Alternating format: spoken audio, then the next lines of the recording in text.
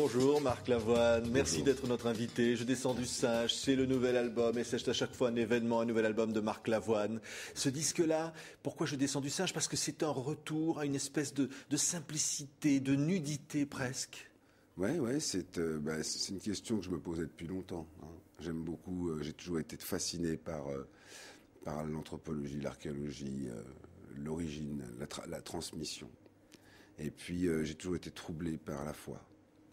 Et donc ce mélange de réalisme, d'histoire, de transmission, de qui nous sommes devenus, où allons-nous, et puis cette question, ce doute, cette conviction en ce qui me concerne, ce qui concernait ma mère et pas mon père. Et j'ai été élevé dans ce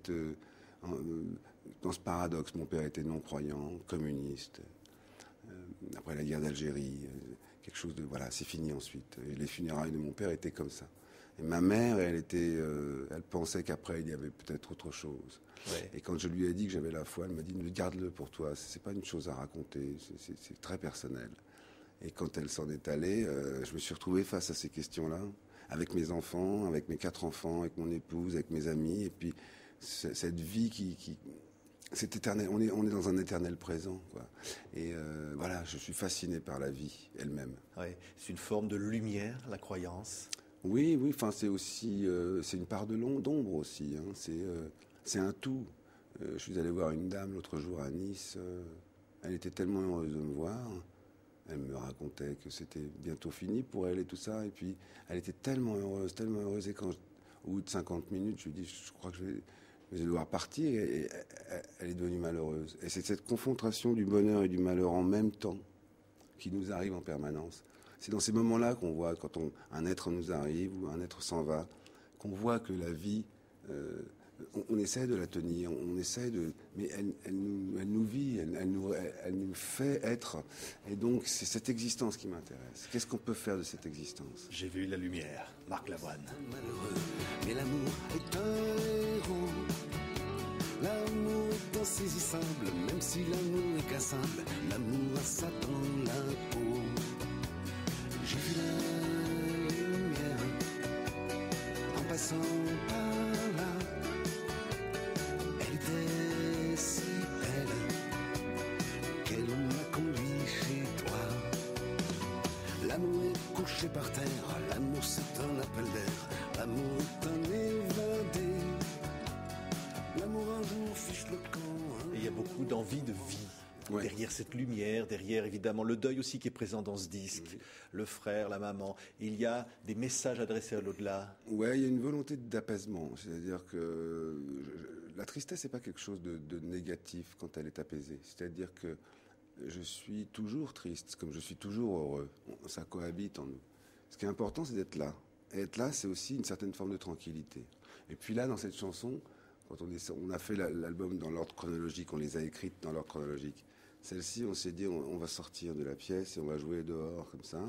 Et c'est devenu, comme mon camarade Cazenave et de Sète, c'est devenu comme une chanson de Brassens. Et c'est le sourire, c'est un peu une pause dans la chanson. On avait besoin de ça aussi. Ouais, on va avoir quelques images parce qu'évidemment cette lumière, c'est le soleil, c'est la vie, c'est l'amour. Il y a beaucoup d'amour, des chansons d'amour évidemment derrière tout cela. L'amour, c'est la forme de liberté la plus complète, malgré ses contraintes.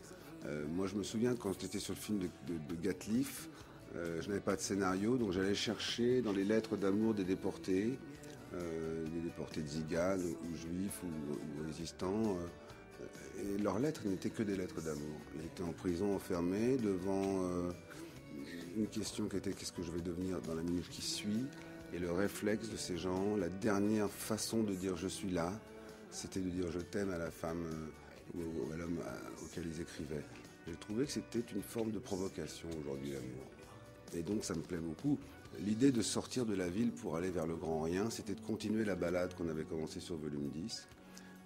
Notre vie est une errance intéressante, singulière, surprenante en permanence. Donc j'essaie d'être attentif à ça. Et puis j'aime bien les cinéastes. Alors j'ai demandé à un cinéaste de travailler. Un peu à la manière de Gus Van Sant quand exactement. C'est le garçon qui a fait la pochette aussi. Du disque. Hein. Ouais. Mon directeur artistique Arnaud Le Guilcher, qui est un romancier.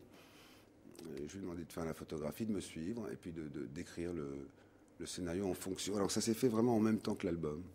il a suivi l'album et il a écrit l'histoire en même temps avec des références comme celle de Gus Van Sant dans Jerry ou de Nawesky Point. Il y avait cette idée de d'aller dans le grand rien, chercher ce qui nous ressemble le plus. Alors là, c'est le singe, évidemment.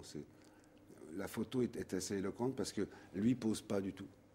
Il fait la photo. Ouais. Et moi, c'est le singe qui est net sur la photo. Voilà. Hein. Et moi, je fais un peu le beau. Comme ça. On fait toujours un peu le beau. Et quand on regarde un singe, celui-ci ou les autres, c'est lui qui vous regarde. C'est comme un tableau de Picasso. Vous finissez par être observé par le tableau. Et c'est cette question-là qui m'intéresse. Mais vous regardez le ciel, Marc? Oui, parce que là, on est à Antelope Valley chez les Navarros, et il fait froid. Et ce singe a 6 ans d'âge mental, il comprend exactement tout ce que je lui dis. Je le vois trembler, et je lui dis simplement en anglais, parce qu'il comprend que l'anglais, je lui dis, mais viens dans mes bras.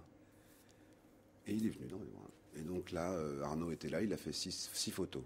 Et celle-ci, me semblait être la bonne photo pour illustrer le disque. C'est un très très beau disque. Retour chez Barclay, la maison mythique. Il y a de très bel objet. Il y a aussi même un vinyle, plus un CD livre-disque. Il y a un véritable amour derrière tout ça. Vous avez joué avec des musiciens d'Elvis Costello et d'autres. Il y a des arrangements formidables. Il y a un vrai plaisir artisanal derrière tout cela.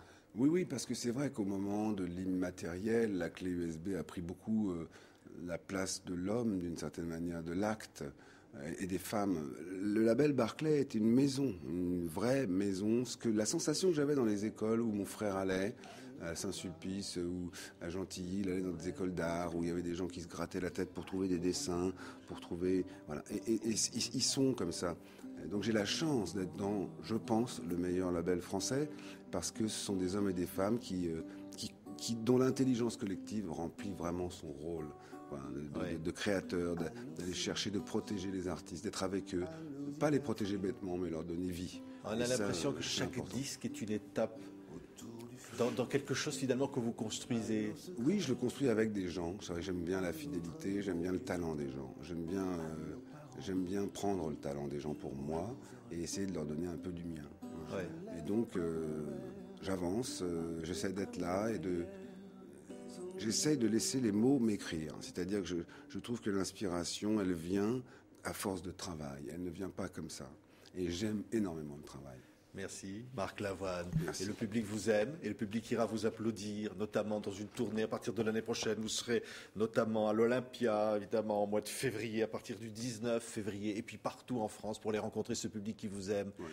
Je descends du singe, c'est le nouvel album. C'est ça, parce que les gens prennent leur place très longtemps à l'avance. Et c'est un privilège pour nous. Nous sommes applaudis.